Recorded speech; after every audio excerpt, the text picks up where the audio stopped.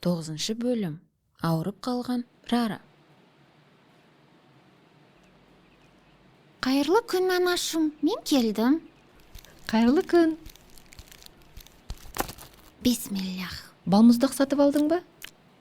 Көп жеме. Әйтпесе тамағың ауырып қалады. Дәмдісін ай.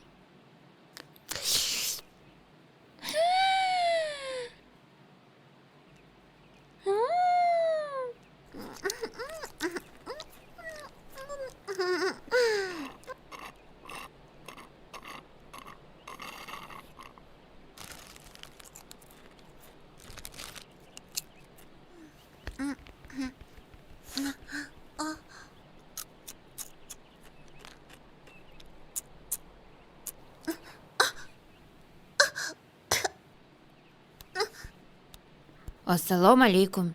Мен үйге келдім. Ой.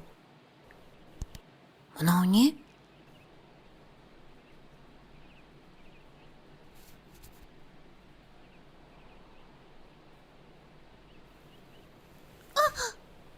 Алла сақтасын.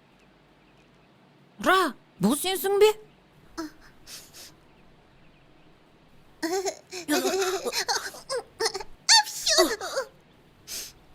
О, бұның не?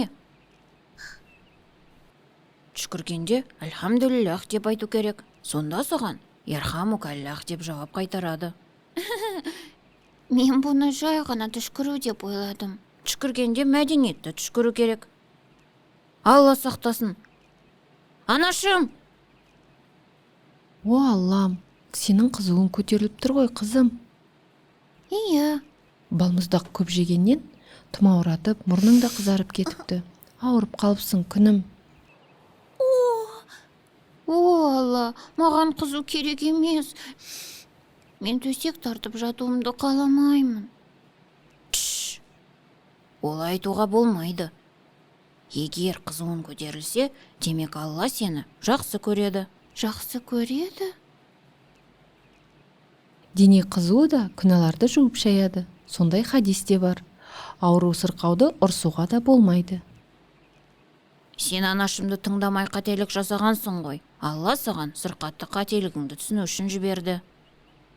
Енді сен дұға жасап, сауығып кетуіңді сұрау керексің, қызым. О, мейірімді Алла, сауығып кетуімді нәсіп етші. Енді көп балмұздақ жемеймін. Сенімдісің бе, Ра? Шын жүректен сөз бересің бе? Енді балмұздақ жемейсің бе? Сондай дәмді. Эх, Анта, жаман мысық. Аға, сабырлы бол. Бұл да сондай санап.